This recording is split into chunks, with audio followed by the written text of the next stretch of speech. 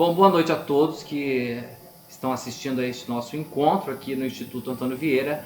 E estamos com um convidado ilustre hoje, que é o nosso caro professor Dr. Sérgio Mateus Garcês. A princípio eu agradeço a Edivânia Miranda, que me concedeu a honra de fazer as apresentações. O professor Dr. Sérgio Mateus Garcês é advogado, doutor em Direito Civil pela Faculdade de Direito da Universidade de São Paulo.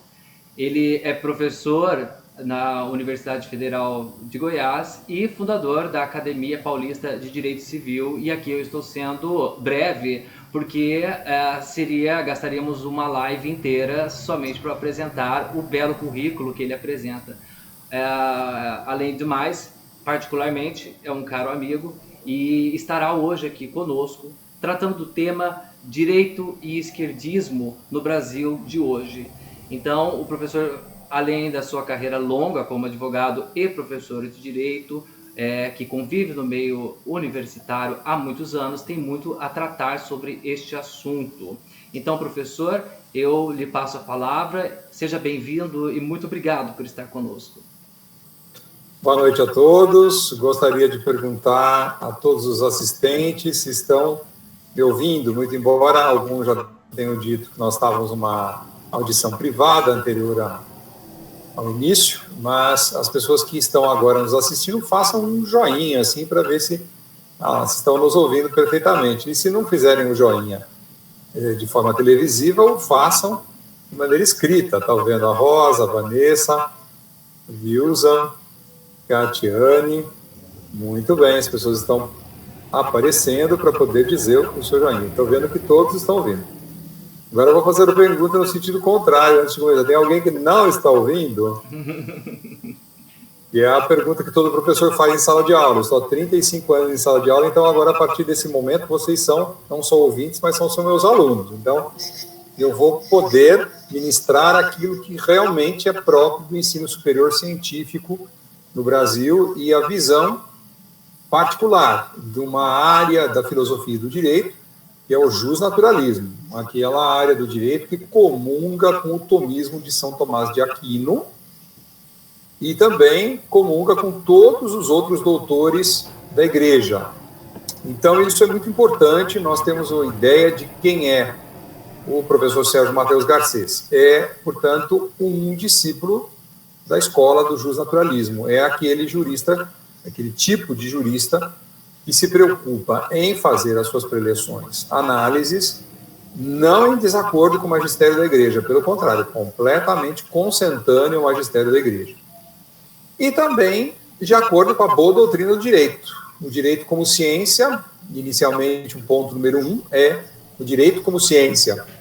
Quantos anos tem o direito como ciência? O direito se independizou da filosofia da Revolução Francesa. Então, se nós formos fazer uma conta redonda de 1800 para cá, 1900 anos 2000, o direito tem não mais do que 200 anos, 220 anos. Aliás, não só o direito, mas a matemática, a medicina, todas as ciências acabaram se independizando, num primeiro momento falsamente, na Revolução Francesa, porque proclamou-se uma espécie de libertação dos escravos, que não estava havendo escravidão nenhuma, da Igreja, porque a Igreja era depositária não só dos saberes e também da catalisação de tudo que veio de filosofia clássica da antiguidade, né, Platão, Aristóteles e todos os sábios anteriores, até chegarem a Severino Boécio, que é o primeiro sábio filósofo no início da Baixa Idade Média. Diz Severino Boécio, que foi uma espécie de monge copista. Ele não era exatamente isso, mas ele era tido como filósofo pelos seus coiguais e coetâneos de época. Ele passou a exercer a primeira atividade copista e, com isso, os monges, ao invés de fazer o copismo, foram fazendo também a ruminação e a digestão intelectual de tudo que veio na filosofia clássica, de Platão, Aristóteles, desde Tales de Mileto, se nós usarmos como ponto referencial que o primeiro sábio filósofo do mundo foi Tales de Mileto. Isso não é exatamente uma unanimidade entre os historiadores de filosofia, mas de Tales de Mileto até nós chegarmos a Severino Boécio, nós temos aí quase um milênio, né? Quase um milênio. E se nós pensarmos na Antiguidade Clássica, milênios antes, né? Se nós levarmos em conta outros sábios que poderiam ser apontados como filósofos antes de Tales de Mileto. O fato é que Severino Boécio fez com que a filosofia e todos os saberes da filosofia clássica foram transportados para a Idade Média, e nessa atividade do copismo, nada mais, nada menos do que durante 900 anos, apareceram dessa atividade que virou depois uma união de saberes e de sábios. Inicialmente ela virou uma arte de 3 ciências principais, ars trivium, depois, anos depois, centenas e centenas de anos depois, o ars quadrivium, na verdade 200 anos depois, o ars quadrivium se solidificou, e nós tivemos uma aparição durante os 900 anos de Idade Média de gente como São Boaventura, São Tomás de Aquino, Santo Alberto Magno, e antes, lá no comecinho, na filosofia clássica, o próprio Santo Agostinho. Não podemos esquecer que esses são os luminares da filosofia que informa o nascimento do direito. Quando nasceu o direito? No fim desses 900 anos de Idade Média, quando apareceram os falsos sábios iluministas da Revolução Francesa, Robespierre e toda a sua turma, que resolveram passar todo mundo na lâmina, e aí, então, a Revolução Francesa começou. E entre esses ardores libertários, apareceu a oportunidade de não só se libertarem, entre aspas, da igreja, do poder da igreja, porque de fato havia nos 900 anos de Idade Média o poder dos bispos e dos abades dentro dos feudos que eram os monastérios e as abadias, e também as sedes de dioceses. Mas haviam também, fora dos feudos, uma horda quantitativa de bárbaros que tinham também o seu modus vivendi, tinham até a sua filosofia, tinham até o seu direito próprio. Esse conjunto de saberes dos bárbaros só foi entrar em contato com os saberes chamados latinos, de toda essa filosofia que eu estou falando, no fim da Idade Média, no fim desses 900 anos. Quando, então, houve aquele famoso episódio de Carlos Magno, já formando a primeira cidade nacional, né, ou reino nacional, já estavam abaixo os muros dos mostelos e dos castelos, já estava se começando a formar cidades parecidas com as nossas, que já não haviam mais muros, os bárbaros estavam desaparecendo e se comunicando e se casando com os latinos. Quando houve essa amálgama, essa mistura do direito que se chama latino, dos mosteiros e castelos, que era o direito oficial da igreja, e o saber filosófico da igreja, ali com milênios já acumulados, com os saberes do chamado direito alemão, que era o direito dos bárbaros. Veja, o alemão aí essa palavra está sendo tomada numa acepção muito ampla, muito lata, né? Porque, na verdade, quem esteve como bárbaro no território hoje da Alemanha seriam os godos e um pouco os visigodos. Mas nós lembramos, nos estudos de colegial, que nós tínhamos godos, visigodos e ostrogodos. Se lembram disso? Essas hordas de bárbaros, inclusive incluindo outros bárbaros anteriores terríveis, como os hunos, né, que dizimavam todo mundo sem esperar conversa nenhuma, cortavam a cabeça de todo mundo. Esses tipos de bárbaros, repito, tinham filosofias próprias, direito próprio e saberes próprios. Quando, então, nesse momento da queda dos muros, dos castelos e mosteiros, tudo isso se amalgamou, se misturou num conjunto de décadas que vai quase 100 anos nisso. Houve guerras ali famosíssimas, que eu não vou lembrar os fatores históricos das guerras, porque aí já misturaria um pouco o meu tema demais, mas o fato é que Carlos Magno proporcionou uma série de passagens também desses saberes para toda a Idade Média, junto com Severino Boécio, e quando, então, a Revolução Francesa acabou os seus efeitos, 1759 a 1800, nós temos um fato marcante, que foi a assunção do primeiro rei nacional, o rei das nações atualmente. Quem foi esse grande rei? O nosso querido Napoleão Bonaparte, que nada mais nada menos chama o Papa da época para coroá-lo, e na hora que o Papa aparece, o que faz o Napoleão? Toma a coroa e fala: ó, Papa, não preciso mais de você, e põe a coroa na sua cabeça.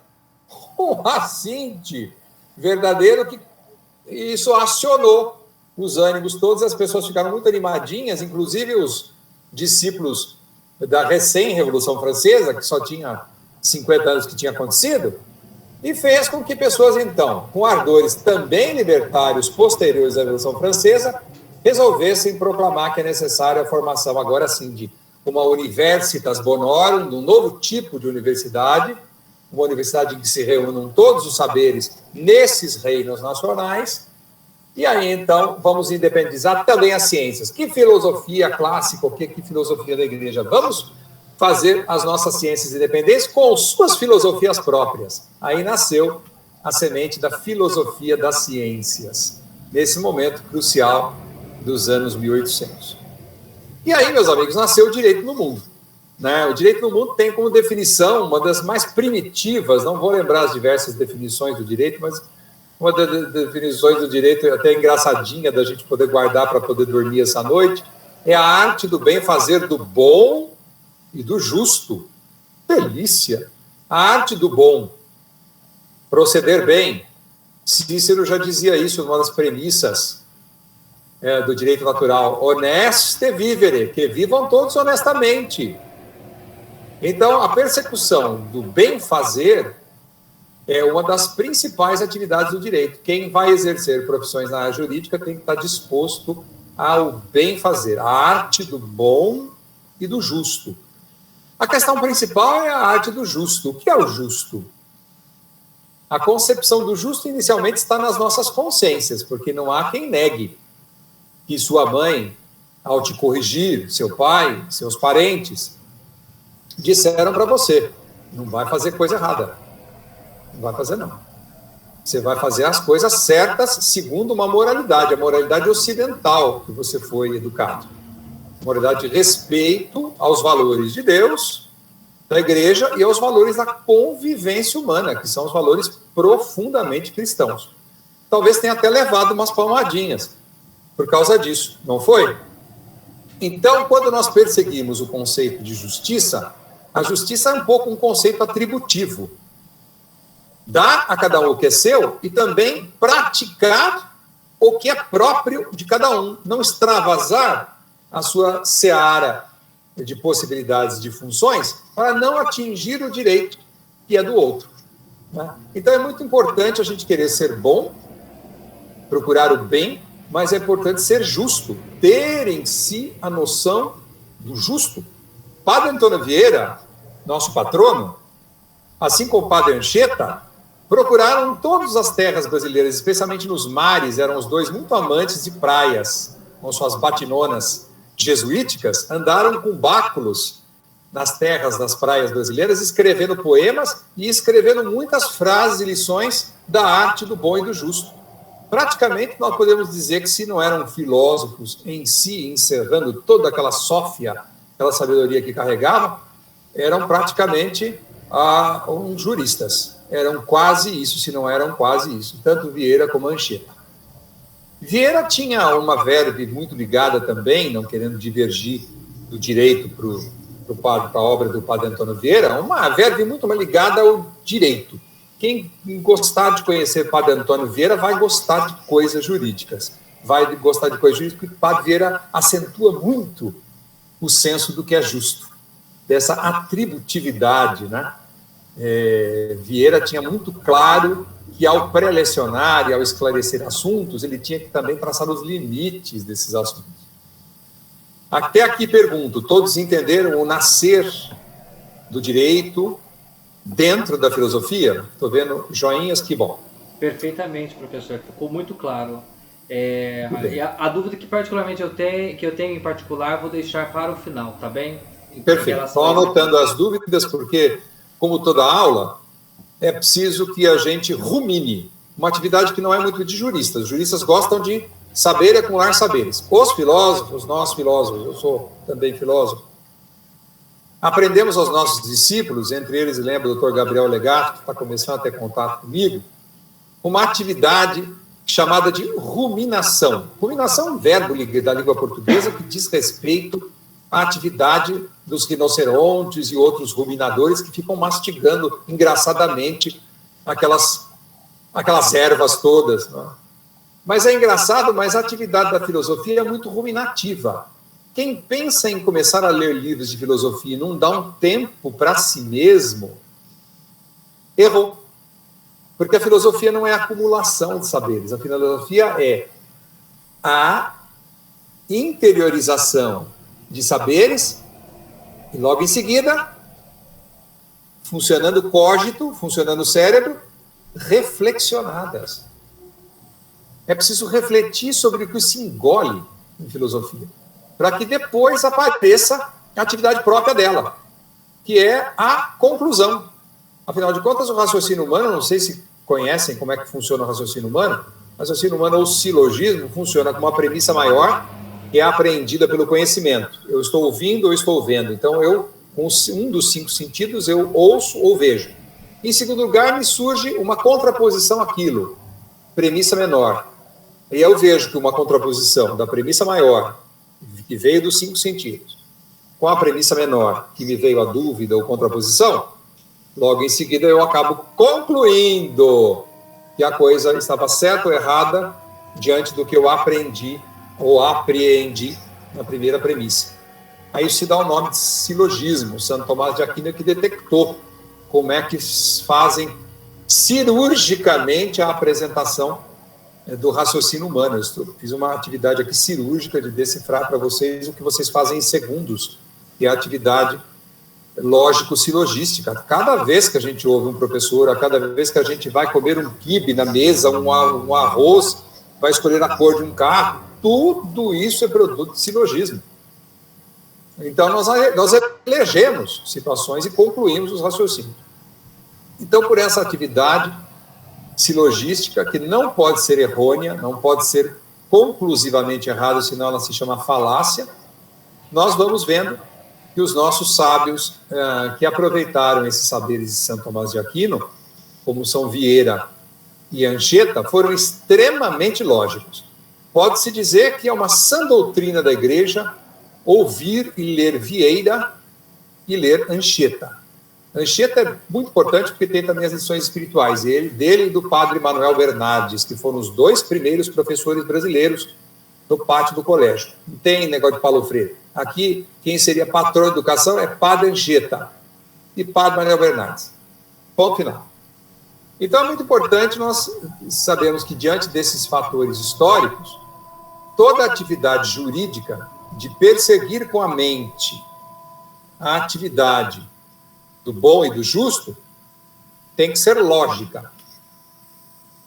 Depois, quando formos falar um outro dia em direito natural, vocês vão ver que todas as conclusões e lições que São Tomás de Aquino nos deu, elas são profundamente ligadas a essa estrutura de fundamento. Ela é tão simples, e quando a gente ouve essas lições de lógica, filosofia e direito natural, que eu resumi aqui rapidamente, elas ficam tão claras, em contraposição a umas aulas complicadas que vocês já tiveram em universidades e ambientes universitários, aulas de Nietzsche, Wittgenstein, Bertrand Russell. Vocês vão ver que eles também fazem raciocínios, mas muitos deles que não concluem bem, ensinam coisas falaciosas aos seus leitores e discípulos. Então, é preciso sempre alumiar toda a leitura que a gente faça com base à examinação dos raciocínios, para que a gente não divirja da sã doutrina em filosofia e não divirja da sã doutrina em direito, porque o direito, nós vamos ver agora como é que no segundo momento, o segundo ponto da minha pequena conferência aqui a vocês, como é que o direito se pôs no mundo atual e no mundo moderno. Então já vimos o conceito de direito, agora vamos ver o direito como ciência, como é que ele se comporta. O direito se comportou no primeiro momento de maneira muito rebelde. Os sábios que estavam ligados, por exemplo, à minha área, o direito civil, os direitos correntes das pessoas, apesar de serem muito ligados à filosofia ainda, dá para a gente ver nos escritos de René de Poitiers, nos escritos de Savigny, de Ehring, que são ao mesmo tempo juristas de direito civil e juristas da teoria geral do direito, eles falam muito nos conceitos de filosofia. Inclusive colocaram no Código Civil Brasileiro muitos conceitos de filosofia, muitos conceitos. Mas como é que, então, nesse segundo momento da minha fala, como é que o direito nasceu para a ciência moderna? Ele nasceu de uma maneira positivante. Opa! O que é isso? Ser positivado significa estar vigente, virar letra de lei e fazer os homens estarem, inclusive, sob o manto da legalidade e sob o manto também da execuibilidade, fazer a lei obrigar as pessoas. Obrigatoriedade e execuibilidade são consequências das leis positivadas. Os homens conheciam, na época que o direito se tornou ciência independente, positivação de leis, conheciam.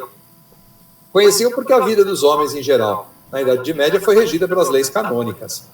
Então, sabiam muito bem o que eram as prescrições episcopais, papais, abaciais, e tinham consequências nas suas vidas, né? Claro que também houve exorbitação dos poderes da igreja, que todo mundo já conhece essa história, como houve exorbitação dos poderes anti-igreja, que foram os poderes mais ou menos constituídos da Revolução Francesa. Os sábios libertários fizeram a positivação das suas leis, cortando rapidamente as cabeças das pessoas que fossem rebeldes a elas, como se com isso eles conseguissem fazer com que as suas leis fossem obedecidas. Então, não era por causa do fator positividade, está vigente a lei, nem o fator obrigatoriedade, execuibilidade, mas era o fator medo. Medo. Eles conseguiram, então, portanto, serem obedecidos inicialmente pelo terrível fator medo. Isso não faz parte da lógica do ser humano. Trabalhar com medo não é trabalhar com razão, é trabalhar com emoção. Assim como paixão, assim como frio, calor, não tem nada a ver. Você trabalhar com elementos de razão usando fisiologicamente assuntos que dizem respeito às nossas vivências dos 5 sentidos. Você, ao deixar uma pessoa com medo, com frio, você obnubila. O que é isso? Você obstaculariza o raciocínio da pessoa. Claro, a pessoa com fome consegue raciocinar, a pessoa com medo não consegue raciocinar, a pessoa com frio consegue raciocinar, não é livre, está condicionada, correto? Então, foram muito pouco obedecidos, mas o direito nasceu numa época como essa. Então, nós vamos ver que o direito nasceu sob o manto, sobretudo, da positividade, mas também sob o manto da execuibilidade, com muito poder de executar as suas próprias positivações de lei, os seus próprios códigos, os seus próprios textos legislativos, usando um pouco o fator do medo. Só muito depois que as escolas jurídicas, quando o mundo se acalmou, pós-Revolução Francesa, houve outras guerras e outras revoluções, que deu para trabalhar com doutrinas jurídicas sem nós estarmos sob o manto do medo, da fome, enfim. Tudo o que em direito recebe o influxo de fatores, às vezes, fisiológicos, de fatores da natureza, ou fatores de guerras, de revoluções, a doutrina jurídica não é obedecida e é sempre deturpada. Veja os documentos jurídicos que nasceram nas revoluções e nas ditaduras. Todos eles muito difíceis de serem entendidos e serem obedecidos no contexto da bagunça da revolução que estivesse havendo ali. Muito bem. Então, nós temos agora, nesse segundo momento, eu acho que, não sei se entenderam, que ficou claro a necessidade de nós vermos o nascimento do direito como uma ciência muito ligada à positivação e à execuibilidade das suas normas. A doutrina inicial do direito nasceu sob esse manto. E aqui no Brasil houve reflexos. Mas antes de eu entrar no Brasil, os reflexos dos documentos jurídicos e até depois das doutrinas filosóficas esquerdistas de hoje em dia, eu quero perguntar a todos a mesma pergunta que fiz quando eu terminei o primeiro tópico. Deu para apreender a questão do tópico número 2, como que nasceu o direito no mundo, o que é a positividade jurídica e o que é a execuibilidade jurídica. E também a independência que o direito teria conquistado da filosofia naquele momento inicial. Alguma dúvida sobre isso, para nós prosseguirmos, que é importante também. Claro, professor, pode prosseguir. Vou prosseguir, mas então vocês anotem a dúvida sobre o tópico 2 aí. Tá Se alguém tiver alguma dúvida, anota e vamos deixar para o final. Não se cale para sempre de forma nenhuma. Ok? Vamos conversando bastante amistosamente, apenas anotem aí, porque diante de conferências de professores, aqui não é uma palestra, hein? Eu não estou dando palestra para ninguém, aqui é uma aula técnica. Então, é para isso que o Vieira me convidou. Se me permite, também fica a critério do senhor ver o que o senhor acha melhor, né? Se deixamos as perguntas para o final, ou o senhor prefere também ser interrompido, questionado ao longo.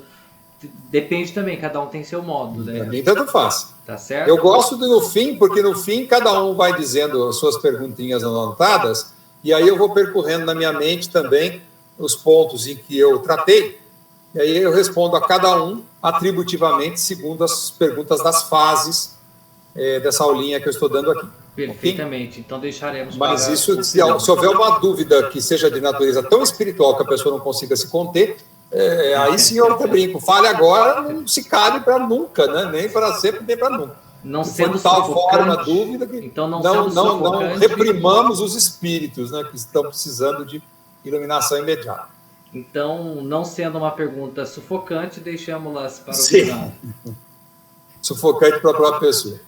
Bom, então, no terceiro ponto que nós temos que tratar é como que, então, o direito se comportou no mundo enquanto doutrina para todos os povos. Ele se comportou vinda de uma escola de Augusto Comte. Já ouviram falar de Augusto Comte, o fundador do positivismo. O positivismo é uma doutrina jurídico-filosófica que diz que o direito se materializa de forma mais significativa e importante para todos os povos quando ele está materializado em textos de lei. A gente chama esse fenômeno a positivação. Então, quando o direito se dá através da positivação, ele se dá da maneira e da face mais importante para todos os povos. Então, por isso, de lá para cá, inclusive os primeiros autores brasileiros e juristas e filósofos brasileiros do direito não só se iluminaram com essa doutrina, como se encantaram tanto e se enamoraram tanto que as primeiras escolas do direito foram extremamente dominadas pelo positivismo jurídico, encantados que estavam com a força positivada, a força virada à lei dos direitos. Percebem que até hoje essa força inunda a vida nacional, porque todo mundo adora um cartório e adora uma lei. O que está escrito na lei? Se não tem lei, vamos criar uma lei, né? Então isso pegou na nação brasileira. Assim como o conceito, por exemplo, de monarquia, que para nós muitas vezes vira um rei momo, né, uma galhofa, mas quando você chega em casa na ordem prática do dia, quando você vai elogiar a própria esposa, minha rainha, você não fala minha primeira dama. Então, o conceito imanente de monarquia, inclusive ao longo dos séculos, está também em todos nós. Pode ser galhofa para o carnaval brasileiro, mas também é uma imanência de certos conceitos da cultura brasileira. Entre elas, a cultura legalista, a cultura monarquista. Nós temos esses fatores imanentes dentro de nós mesmos. Precisamos estudar bem o que há dentro de nós para nós não nos trairmos. Não nos trairmos, inclusive das próprias origens de casa. Não é? Quando tem a primeira namorada, você também fala isso. Ela fala para você, meu rei, você fala primeiro a minha rainha. Quem manda no lar é a rainha, é a mãe. Tudo isso está na imanência da cultura luso-brasileira. Né? Mas, voltando ao positivismo como primeira escola, quase totipotente. O que é totipotente? Quase dominadora, quase deífica, quase um deus para os juristas e filósofos brasileiros. Ela gerou discípulos tão vigorosos que aqueles primeiros traidores que Dom Pedro II teve na virada do Império para a República foram justamente os sábios, ditos como sábios republicanos, Benjamin Constant, Corteiro de Magalhães, Rui Barbosa, Quintino Bocaiúva Cunha. Todos eles foram discípulos do positivismo kantiano. Então, vejam, do gabinete Ouro Preto, que na história do terceiro colegial todo mundo aprendeu, que foi um gabinete maçônico destinado a destituir Dom Pedro II, gente com ideias libertárias também da Revolução Francesa, isso passou para o quê? Isso passou para a República, que virou uma amante muito amancebada do positivismo, para instaurarem a ordem legalista brasileira da República. Se serviram os senhores iluministas brasileiros, os primeiros discípulos do professor Tobias Barreto, do Recife, que foi quem primeiro teve contato com o positivismo de Augusto Comte, se serviram do legalismo. E é uma coisa encantadora, né? Porque se você fala que se é lei todo mundo tem que obedecer, e é assim até hoje no Brasil, é extremamente importante para a doutrina legalista ter reflexo de efetividade em nossas vidas, ou seja, valer. Então, tudo que é lei vale e aí é obrigatório. Nós resolvemos aqui no Brasil tudo tudo à base de lei. Desde o primeiro aperitivo do jantar até a sobremesa, tudo é baseado em lei. E essa doutrina legalista é um profundo reflexo do positivismo, da escola positivista do direito. Até mesmo agora que essa escola está sendo negada pela atividade revolucionária dos ministros da Suprema Corte, uma atividade anárquica, nós estamos verificando que é muito típico que a negação provocada por essa manifestação do Supremo Supremo é a negação de tudo aquilo que nós aprendemos desde o primeiro momento dos anos 1900 até hoje, até 2022. Eles estão negando 120 anos de positivismo legalista kantiano. Bom, agora vamos começar a entrar no ponto 4. O ponto 4 é o que é o esquerdismo, as doutrinas esquerdistas, e o que é hoje, depois, por fim, é o esquerdismo no direito brasileiro. Então, o que se apelida, tópico 4, o que se apelida de doutrinas esquerdistas no Brasil? Trata-se de um conjunto de saberes filosóficos derivados da atividade ligada a toda a esquerda que se instalou no Brasil a partir de Getúlio Vargas. Nós tivemos ali a entrada, de um lado, do integralismo do Plínio Salgado, que era uma doutrina filosófica que pregava a força pelo direito e pela lei, e do outro lado nós tínhamos doutrinas, por exemplo, como aquelas do Plínio de Arruda Sampaio e das pessoas que estavam ligadas a ele, dizendo que todo saber deve derivar de lei, mas essas leis todas elas devem vir do conflito popular e até dos saberes populares e também de toda a força que o povo possa dar a essas leis que poderiam ser chamadas por eles e não por nós, leis de influxo social ou de projeção social. O sindicalismo no Brasil nasceu nesse momento, não é? Tudo o fator esquerdístico nacional de doutrinas filosóficas nasceu nesse momento. No momento em que houve uma contraposição à doutrina do professor Plínio Salgado, as doutrinas de direita. Ok? Da década de 1940, nós atravessamos os anos 50 com a ditadura Vargas e fomos ingressar na década de 60, quando apareceram os primeiros reflexos daquilo que se chamou a Revolução Comunista e o bolchevismo da Revolução Russa, de 1919, que aqui no Brasil só aportou 50 anos depois, com os chamados primeiros comunistas de 1960.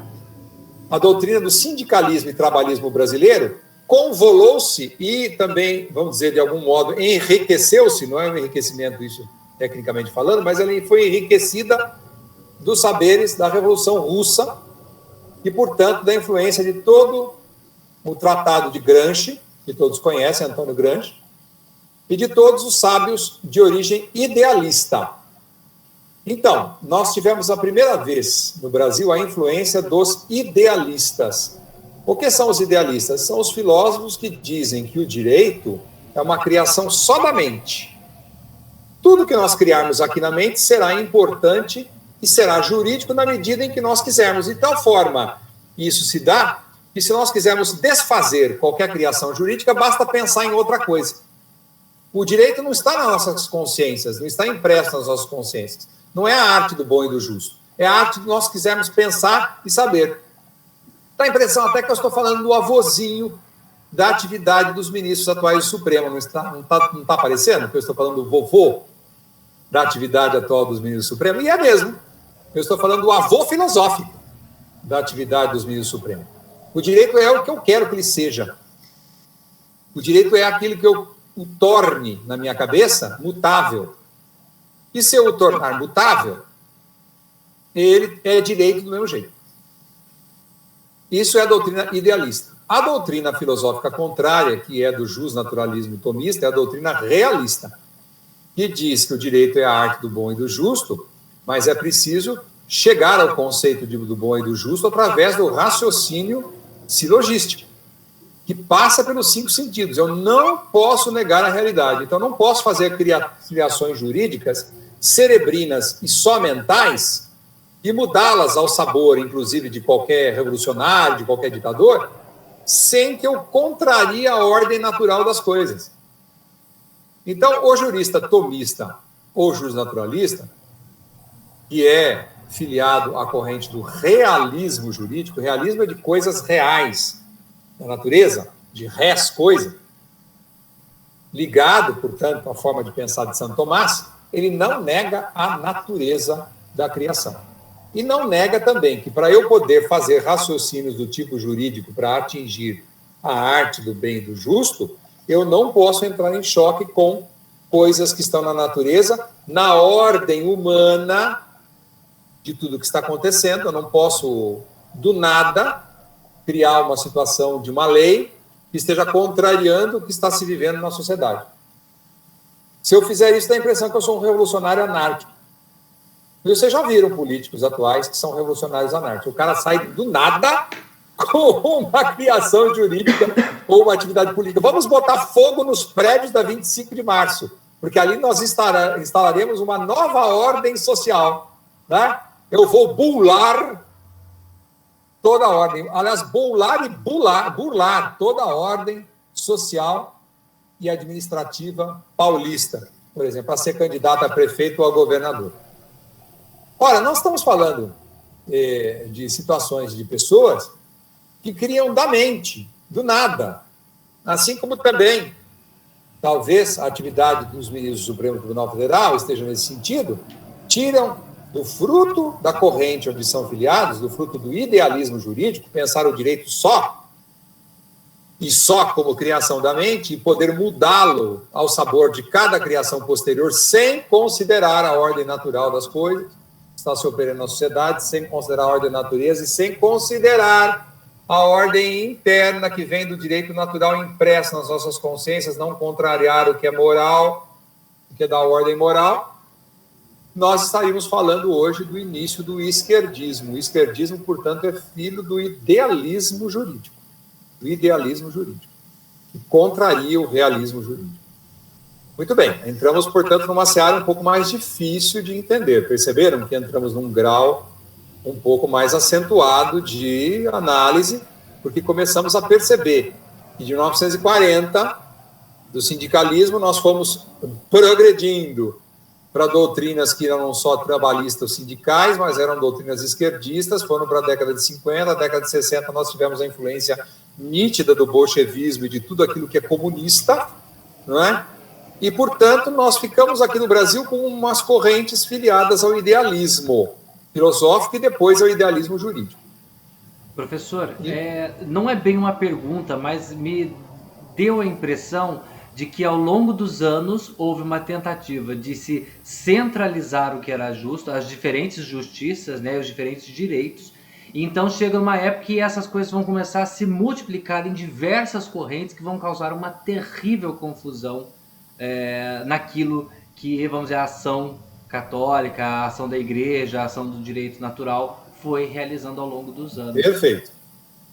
É isso mesmo, porque junto com as doutrinas que eu estou falando de maneira geral, filiadas ao idealismo jurídico em contraposição ao realismo jurídico, tem também o idealismo filosófico e o realismo filosófico. Então, o direito é filiado, ligado à filosofia. Então, ele também recebeu a influência daquilo que veio aonde? na filosofia e nos saberes filosóficos que invadiram o nosso país. Essa invasão filosófica, como você mesmo bem lembrou, Aldo, ela não é ordenada. Ela não foi bastante bem ordenada. Ela foi aleatória, com a participação de muitas doutrinas vindas de vários países, de vários autores, de vários lugares. Então, portanto, eu fecho esse quarto ponto da minha pequena conferência, dizendo que é necessário nós entendermos e deixarmos bem claro, nesse quarto tópico, que nós tivemos a influência, portanto, ao longo dessas décadas,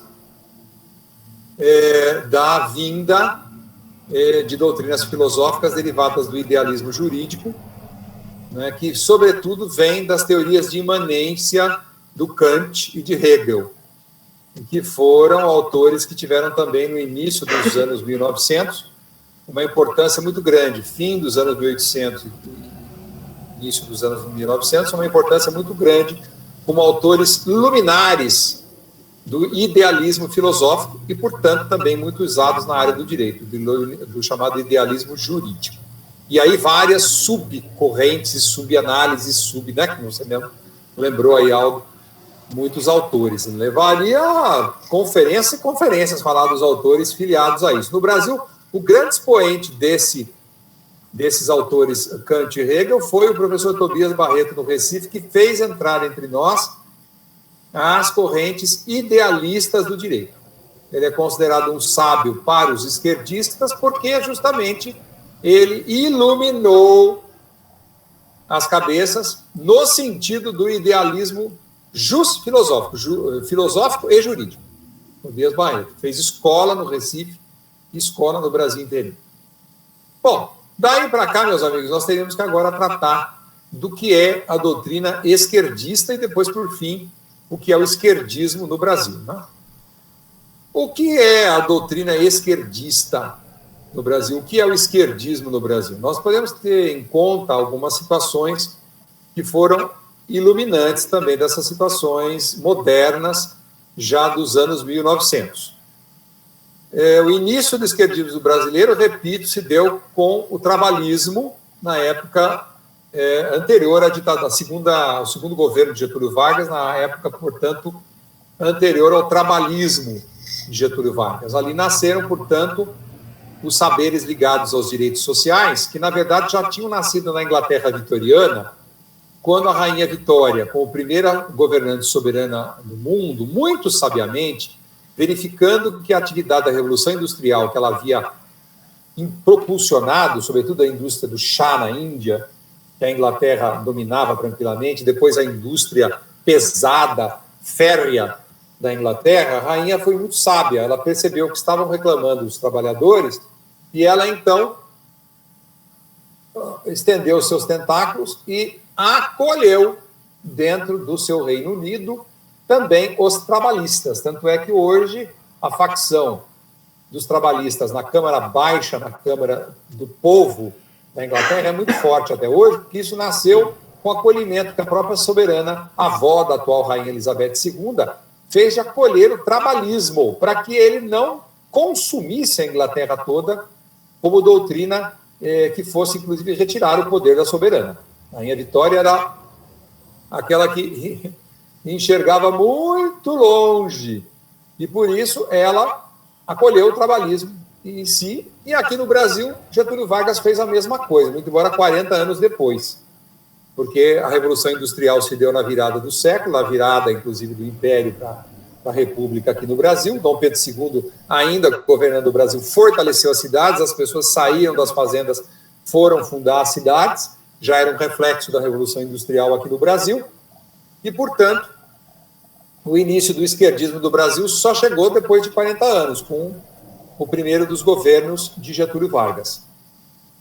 Posteriormente, nós não podemos esquecer que isso, como eu disse agora há pouco, foi se acentuando, os direitos sociais e pessoais foram resvalando para uma esfera, sobretudo, de defesa dos direitos individuais, de pessoas chamadas posteriormente, agora, recentemente, de minorias, e essas minorias tiveram a primeira expressão em 1960 com os direitos das mulheres acolhidos nos documentos jurídicos. Entre eles, nos documentos jurídicos ligados à questão das mulheres dentro do casamento e da positivação que isso, graças a Deus, sofreu no Brasil, de melhoria das condições de igualdade, não de gênero, porque isso seria uma doutrina esquerdista, mas da condição jurídica de todos os brasileiros, inclusive das mulheres. Inclusive das mulheres.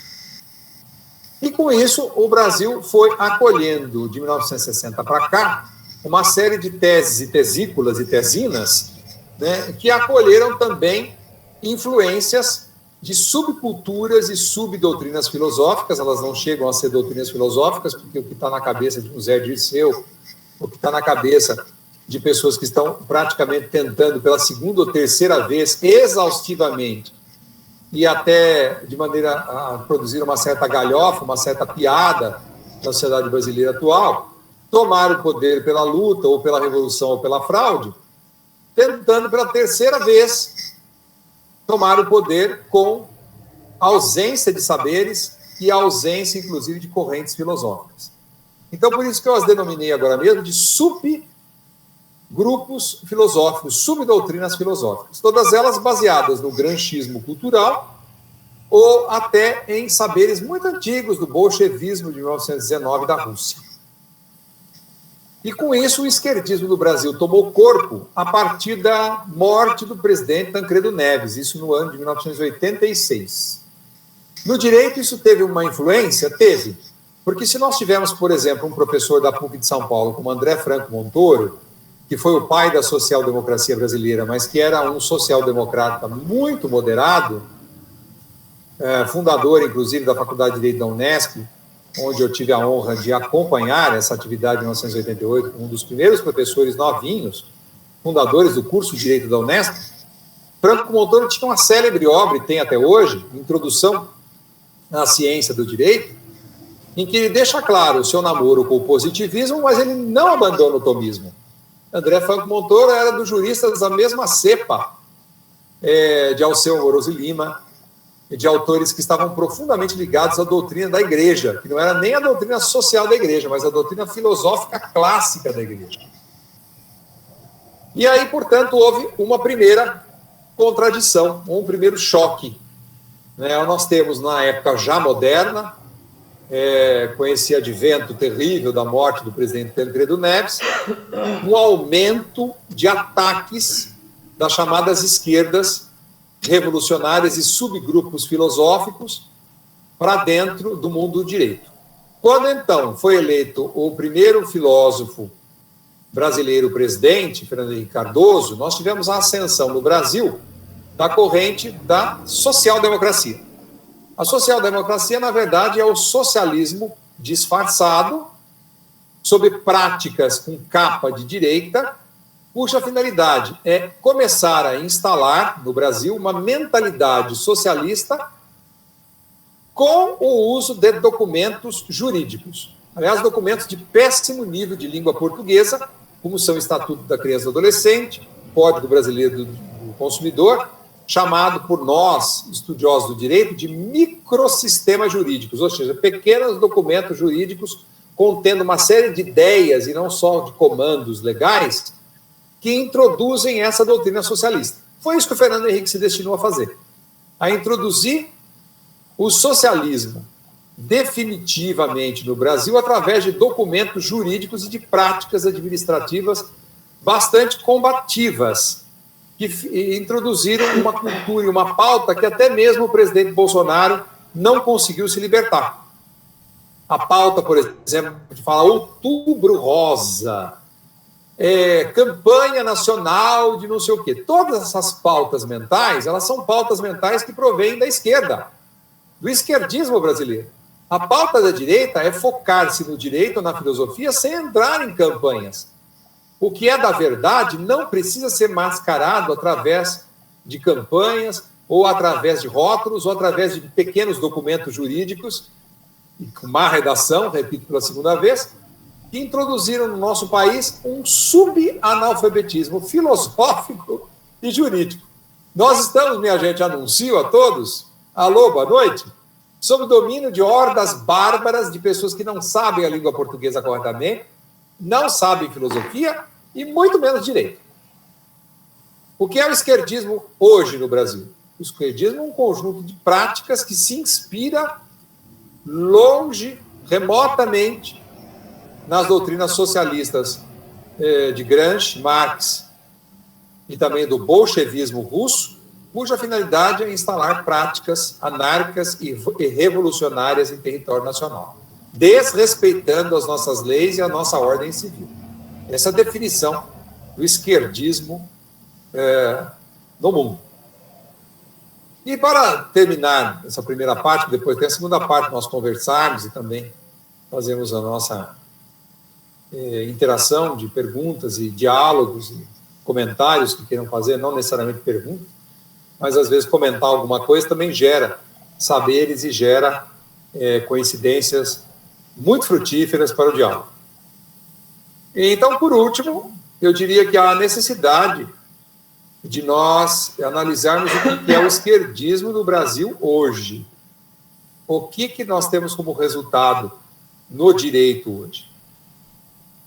Nós estamos hoje sob o domínio de toda essa atividade que eu acabei de dizer, definindo o que foi o que é o esquerdismo no mundo, esses saberes ligados à doutrina de Karl Marx, de Gramsci e do bolchevismo russo, com uma série de práticas muito facciosas e muito vivas e muito atuantes, fazendo com que as pessoas possam ser cooptadas mentalmente, especialmente os jovens, e levadas a uma prática, se necessário, até revolucionárias. Isso teve reflexos no direito, porque o nome da conferência é o esquerdismo no Brasil hoje. Concorda? Teve reflexos no direito? Teve. Então, dos microsistemas jurídicos, dos pequenos códigos e documentos que o Fernando Henrique fez como primeiro presidente brasileiro, nós tivemos também a era Lula, não é? A era do presidente Lula. O presidente Lula também fez a edição de vários documentos jurídicos. Essa outra presidente também, sucessiva a ele também, o presidente Dilma, tá? Editaram diversos documentos jurídicos, que também acabaram por exprimir o que é o esquerdismo hoje no Brasil, para nós terminarmos a nossa conferência. E eu diria, quais as expressões hoje importantes que nós temos que analisar do esquerdismo brasileiro hoje? Hoje o esquerdismo brasileiro está em duas frentes. Ele está nas práticas administrativas, de campanhas e de saberes introjetados até na população brasileira, para aceitarem falsamente certos direitos sociais que existem e cujos direitos também precisam ser respeitados, mas também, junto com essa introjetação na sociedade desses direitos sociais, vem também uma série de práticas em campanhas publicitárias para serem aceitas no Brasil como se fosse uma doutrina corrente de modernidade, o último O do assunto.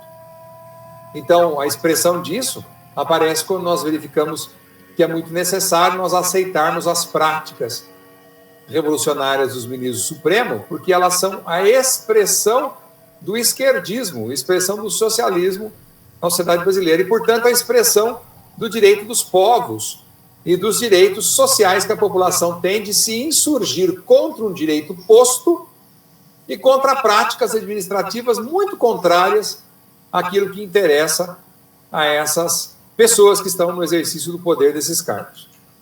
Então, essa é a primeira das faces do esquerdismo hoje no direito do Brasil. E a outra face do esquerdismo no Brasil não está nas práticas do Supremo, mas está nas práticas da própria população, que tem aceito, sem derramamento de sangue e sem revolução social mais acentuada, passivamente essas práticas, imaginando que isso faça parte do jogo ou isso faça parte do momento, uma passagem, isso passa, daqui a pouco nós vamos viver um outro momento, talvez até atravessando o momento das urnas eletrônicas, podem ser fraudadas ou não, não se sabe, mas que daqui a pouco nós vamos poder passar. Isso passa.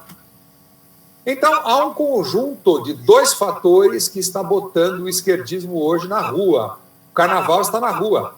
O corso carnavalesco está na rua, decorrente dessas duas práticas, as práticas judiciárias quase ditatoriais e anárquicas, e também com a população aceitando essas práticas sem se insurgir de maneira mais definitiva, mais pronunciada. Eles estão crendo ainda no Sassamutema. Lembra daquela novela que tinha o Sassamutema? Né, que era um sujeito, um coroné, que vinha salvar. O brasileiro ainda espera muito a figura do barão, do rei, do pai, né, que venha salvar, dar um jeito na casa. Então, o brasileiro tem na cabeça um tipo de gênese do poder, um tipo de criação de origem do poder que é muito patriarcal. Ele espera a providência do pai, ele espera a providência do barão, do coroné.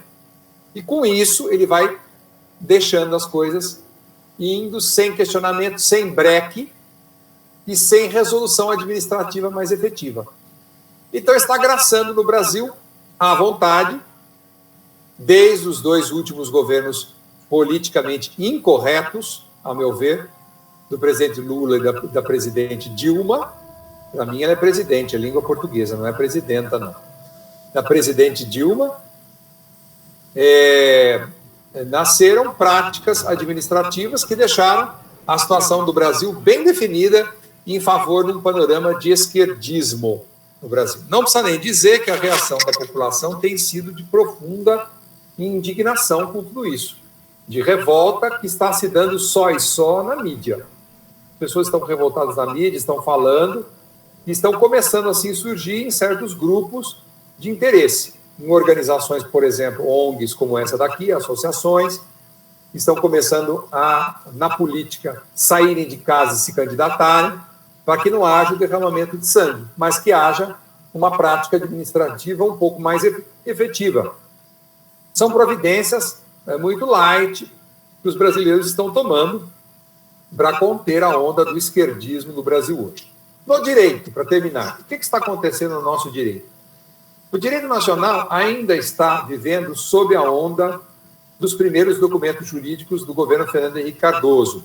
Nós estamos corrigindo esses documentos através da atividade do presidente Bolsonaro, e na doutrina nacional jurídica, as faculdades federais e estaduais públicas estão dominadas com castas de professores que pensam ainda de acordo com o presidente Lula e com a presidente Dilma, fazendo com que as faculdades praticamente produzam documentos de doutrina filosófica dos direitos humanos, que são a capa do alien que entrou no voo do direito nacional, uma espécie de alien que está invadindo o voo do direito no mundo, a trilha, o caminhar do direito no mundo, sob o manto da doutrina internacional dos direitos humanos. Ali em sala de aula se fala o que se quer e se produz documentos teóricos de artigos de professores, todos eles usando a doutrina internacional dos direitos humanos, que é muito boa, mas que, se mal dada, se presta a ser o carro-chefe desse alien dentro do voo do direito no mundo, especialmente do voo do direito no Brasil. Um voo que estava caminhando a melhoria da positividade jurídica legalista. Estava caminhando, inclusive, em favor, quando antes do presidente Lula ganhar, estava encaminhando-se a ser uma doutrina quase que historicista cultural. O que é o historicismo cultural? Aquele saber jurídico que se aproveita das experiências históricas anteriores e que aperfeiçoa as suas instituições. Não é totalmente boa, porque despreza a realidade da criação e despreza o direito natural. Mas, ainda dentro das doutrinas idealísticas, não é das piores, para onde estava caminhando o historicismo cultural na época do Fernando Henrique. Depois disso, como digo, para terminar, foi totalmente deturpado com os saberes que tentaram introjetar nas universidades públicas esses professores que estão repetindo exaustivamente, cansativamente, neutralizadamente a doutrina internacional dos direitos humanos, os artigos, palestras e aulas. E como já estão muito cansados há muito tempo, o que eles fazem em sala de aula? Eles dão aula de um blá, de conteúdo nenhum. Por isso que todos os seus amigos e colegas estão reclamando que não tem conteúdo nenhum mais a universidade e nem mesmo a escola de ensino fundamental, a escola estadual. Por quê? Porque a escola estadual está recebendo, faz 20 anos, por exemplo, aqui em São Paulo, com os governos socialistas dos ex-governadores do PSDB, a doutrina internacional dos direitos humanos até na disciplina de matemática, como eu pude analisar esses dias agora. Tem doutrina dos direitos humanos até... O que tem a ver o ensino fundamental na matemática técnica com a doutrina internacional dos direitos humanos? Na verdade, é apenas um carro-chefe para a aula não ter aula técnica de logaritmo, de raiz quadrada, como compete ao pessoal que está no colegial, não é? Para não ter aqueles saberes próprios das funções cognitivas da adolescência, com a mente já muito bem formada, que precisa ter saberes de química, filosofia, história, português, muito bem encorpados, como é próprio do antigo colegial, e ter nulificado o seu tempo de aula, até mesmo com propositura de ensino integral. Não sei se já viram em nível estadual, agora tem ensino integral da moçadinha dos 14 aos 18 até às 16 horas. Para que isso? Para também ficarem esses professores que estão iluminados com esses saberes de direitos humanos, repetindo essas doutrinas cansativamente, como não tem mais o que repetir, já cansaram, então ficam, na verdade, exercendo um blá aliciador que nada tem de conteúdo de matemática, nem de história, nem de filosofia. Da mesma forma nas universidades. O que aconteceu com o direito hoje, então, resultante disso tudo? O direito se estagnou, meus amigos. Desde que entraram essas subdoutrinas filosóficas posteriores ao governo Fernando Henrique Cardoso, não houve progresso nenhum de saber jurídico e filosófico. Nós tivemos apenas a aquisição, em tese, da doutrina internacional dos direitos humanos, que é uma filha predileta do idealismo. Idealismo é aquela doutrina filosófica que só cria o direito na mente, e pode ser criada e recriada na própria mente, que serve, inclusive, como esteio, como base de qualquer ditador poder fazer os seus documentos legislativos sem considerar a ordem natural e a razão, que é o que prega o realismo jurídico. É preciso que a gente possa ter em conta o que Santo Tomás de Aquino nos diz. Não há nada que possa ser construído validamente no raciocínio sem se passar pelos 5 sentidos. Portanto, a operação filosófica do idealismo jurídico, de só se trabalhar com a mente, sem se desconsiderando os 5 sentidos, os saberes auridos dos 5 sentidos, e também toda a experiência empírica dos 5 sentidos, é simplesmente aquilo que nós chamamos um saber avoado, um saber que tem a ver com o idealismo jurídico, aquilo que não desce à realidade nunca. Por isso que é muito típico você ouvir em professores de direitos humanos, em professores filiados às correntes do idealismo, palestras que não têm começo, meio e fim, palestras alocadas, palestras que só pregam coisas que são cerebrinas do professor ou repetem doutrinas de sábios filosóficos que não têm eira nem beira, que não chegam a lugar nenhum. O esquerdismo do Brasil hoje, portanto, tem como resultado, para fechar, desde que o Fernando Henrique deixou o governo e editou os últimos microsistemas jurídicos, que foram o primeiro reflexo do socialismo como doutrina derivada do idealismo jurídico, teve uma estagnação. Faz mais de 25 anos que não se produz nada de jurídico válido e aproveitável no Brasil por causa da adoção equivocada. Não está havendo coisa nenhuma de adoção, está havendo apenas repetição da doutrina internacional dos direitos humanos. Essa situação está o nosso direito hoje, portanto, é profundamente pobre, profundamente acachapado, né, por embustes que são derivados da criação cerebrina de teorias e teses que não seguem a ordem natural e nem a lei da razão. Com isso, eu encerro a minha aula, dizendo que essa última parte foi não só mais profunda, como foi mais densa. Corre o risco de, justamente nessa última parte, nós temos que aqui nos derretermos em perguntas e considerações para que tornem mais clara a minha pontuação final, porque ao deixar bem claro que não foi criado nada de válido, foi só repetida a doutrina internacional de direitos humanos, possa haver um ou outro autor aí que esteja aguçando algum interesse de algum dos nossos utentes aqui do canal em contrapor alguma coisa a isso que eu disse, né?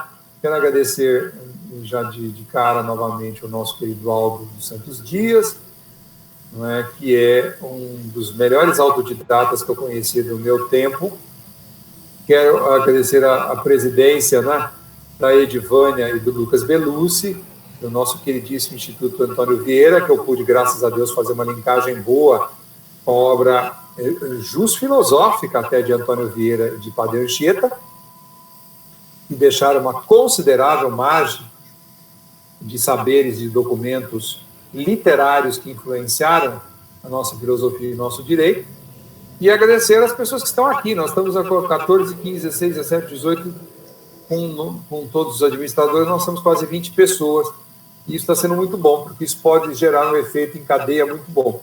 Aqui a minha atividade, portanto, não é atividade política, é uma atividade técnica de professor, muito embora nós estejamos em um período de pré-eleitoral, isso aqui foi uma atividade plenamente técnica como jurista, presidente da Academia Paulista de Direito Civil e como professor científico de universidade pública. Todos sabem que eu fui professor fundador da Faculdade de Direito da Unesp e professor atual da Universidade Federal de Goiás, muito embora nós estejamos em juízo contra a universidade, não é exatamente uma situação muito tranquila.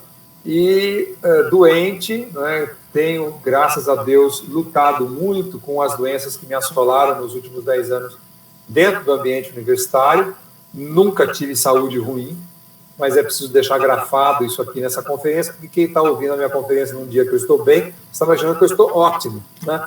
E quando, na verdade, eu padeço dessas doenças já aqui há 10 anos, isso tem me deixado, às vezes, muito em dúvida daquilo que Deus quer para mim, esse mundo. Queira Deus Nosso Senhor, com a ajuda dos nossos 2 santos brasileiros, São Padre Antônio Vieira, para mim é um santo, e São José de Anchieta, que já foi proclamado como tal pelo Papa Francisco, possam nos iluminar de tal forma que todos os saberes que nós passarmos para vocês sejam sempre depositados em documentos eletrônicos e possa fazer com que a posteridade possa nos assistir e nos avaliar. Pelo menos esse falou alguma coisa com lógica. É isso que eu possa hoje ter deixado como mensagem a todos vocês, agradecendo os nossos utentes também. Que Deus seja louvado sempre na nossa atividade de professor e que nós possamos sempre chegar ao nosso intuito. Qual é o intuito de um professor? Iluminar as pessoas, transmitir o que sabe e também agora participar dos nossos vários debates. Muito obrigado, Instituto Antônio Vieira. Professor, nós agradecemos a sua exposição inteligentíssima e arqui-eruditíssima. Eu vou, ao final, passar a palavra para a Diva, porque assim como ela me pediu para apresentá-lo, eu devolvo a palavra para ela ao final. Mas eu digo ao senhor que nós vamos encerrar essa gravação para que possamos fechar para as nossas perguntas particulares. Mas antes, eu particularmente gostaria de pedir ao senhor que, estando aqui no meio desse grupo de não somente pessoas que têm uma atividade política, mas em geral este grupo é para estudos, nós sempre nos reunimos com esta finalidade. Eu gostaria muito que o senhor encerrasse nos deixando algumas palavras enquanto professor para discípulos, para alunos e pessoas que buscam associar a vida política, uma vida intelectual, porque nós vemos aí que os grandes homens que figuram na política, que merecem admiração, foram grandes intelectuais, ou pupilos, ou seguidores de grandes intelectuais. Então eu gostaria que o senhor encerrasse com essas últimas palavras. Em seguida, a Edivânia Miranda, eu já deixo para você fazer o encerramento desta gravação. Mais uma vez, então, na pedida, eu vou dizer umas palavras, encerrando com um dos patronos da brasilidade, né? O que é ser brasileiro? Dom Pedro I e também José Bonifácio nos ensinaram detidamente o que é ser brasileiro.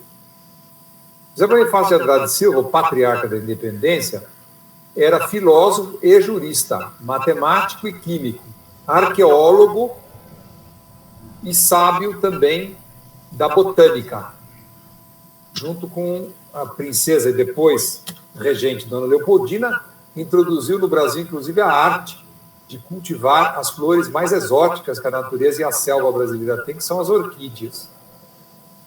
José Bonifácio tinha um pequeno livro que foi editado pela Martins Fontes, chamado O Projeto para o Brasil. Então, quem duvida que Dona Maria I, mãe de Dom João VI, investiu muito bem no então jovem conimbricense, ele foi para Coimbra estudar, José Bonifácio Andrade de Silva, errou. Dona Maria I não tinha nada de louca, é uma rainha sapientíssima, com uma visão excelente, e investiu, como Dom João VI também fez, Dom Pedro I, Dom Pedro II, diversos sábios, para que o Brasil tivesse um projeto de nascimento e um futuro. Não precisa dizer nem que as nossas soberanas e mulheres dos soberanos, cada vez que uma delas veio para o Brasil, Dona Carlota Joaquina trouxe uma comitiva, Dona Maria I, sua sogra, trouxe uma comitiva de sábios, Dona Leopoldina trouxe uma outra comitiva, Dona Teresa Cristina trouxe outra comitiva de sábios inteligentíssimos, na maior parte europeus, mas não necessariamente europeus. E fez com que o nosso Brasil tivesse, então, revigorado o sentido do estudo próprio do que é ser detidamente brasileiro na raiz.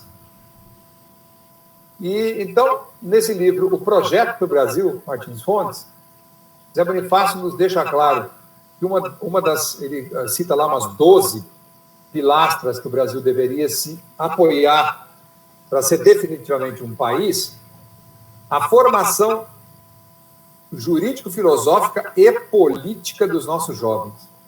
Ele insistia que deveria ser pregado a miúde a formação filosófica, a formação jurídica e a formação política dos elementos jovens da sociedade. Os jovens do José Bonifácio não eram 12 anos do Estatuto da Criança e do Adolescente. Ele imaginava que o jovem já tivesse a sua atividade por volta dos 14 e fossem até os 32, né? O José Bonifácio, a juventude atingia até os 30 e poucos anos, quando então ele foi convidado castamente a se casar. Interessante a vida do José Bonifácio. E, portanto, respeitando sumamente a Santa Amada Igreja e os seus mandamentos, ele também, como o seu grande chefe, Dom Pedro I, abandonou a maçonaria, no dizer dos maçons, adormeceu, e foi se dedicar à vivência sacramental, se arrependendo dos seus pecados pessoais, inclusive do famoso erro, que assambarca a vida de muitos brasileiros hoje, que é uma espécie de canto de cisne, que é entrar nas doutrinas do erro filosófico, protestântico, inclusive maçônico. Ele abandonou. E se redimiu disso. E, ao escrever os documentos finais da sua larga existência, num dos 12 pontos, repito pela última vez, que a pilastra principal da formação de um Brasil é a repetição incessante de doutrinas de boa orientação filosófica, jurídica e política para os jovens. Então, todos que estão assistindo aqui, que me assistem com essas caras tão bonitas e animadas, estão corretos ao dedicarem tempo a aguçar a oitiva de um professor aqui, esses seus saberes. É preciso aguçar, animar esses saberes e, portanto, agora, quando nós vamos participar das perguntas, das interjeições, não precisa ser perguntas só, hein? Podem ser colocações, interjeições, visões pessoais, nós vamos poder conversar um pouco a respeito desse Brasilzão de meu Deus, que já está seguindo muito tempo, agora desgovernado. Desgovernado administrativamente não está. Nós temos um governo federal administrativamente organizado. Os estados estão sinalizando que podem ter um novo governo administrativamente idôneo. Os municípios estão completamente desgovernados, a maior parte deles. É uma loucura o que está acontecendo. É um horror. Então, vamos terminar dando a participação de volta ao Aldo, dizendo que eu agradeço muito e que é quase necessário nós acendermos uma vela hoje à noite para Vieira, para Anchieta e para José Bonifácio, que deve estar no céu ou num belo de um purga, né, nos enxergando de lá para cá, pedindo a Deus que o Brasil deixe de ser ignorante, deixe de ser absencial, né, fica aí deixando de estudar, fazendo pregação política, fazendo movimentos anárquicos, sem deixar de estudar. É uma coisa horrível você deparar com uma professora colega na universidade ocupando com cargos administrativos, como eu tive o dissabor de ter. Ela mesma não sabia nem quem era Proudhon. Uma reunião do Conselho Departamental dessas universidades esquerdistas, onde eu tive a oportunidade de participar dessas reuniões, a sujeita que era expoente do movimento esquerdista da faculdade não sabia dizer para mim quais eram as principais teses de um dos sábios bolcheviques. Isso é triste, porque significa que a esquerda, dita como científica, não está munida de conhecimentos próprios da esquerda. Não pode acontecer. Aí eu encerro, então. Muito obrigado. Obrigado, professor. Diva, muito obrigado por me permitir a honraria das apresentações e eu devolvo a palavra a você, então, para encerrarmos este vídeo. Bom, professor, nós estamos muito gratos. Foi, além de uma aula sobre o direito, uma aula sobre história, sobre filosofia, eu gostei muito, muito dessa forma como o senhor introduziu o tema, né? Contando como o direito nasceu, porque muitas pessoas não sabem disso, né? Desse nascimento do direito. Então, ficamos muito, muito gratos mesmo. Realmente, o Padre Antônio Vieira está feliz lá no céu, a hora dessa, vendo essa aula de hoje. Bom, eu agradeço a todos, agradeço ao Aldo, que aceitou fazer a apresentação, e também a todos os presentes. Nossa, 21 pessoas, às vezes ficavam 22. Fico muito feliz que vocês estejam aqui buscando conhecimento, né? É mais um conhecimento histórico tão importante.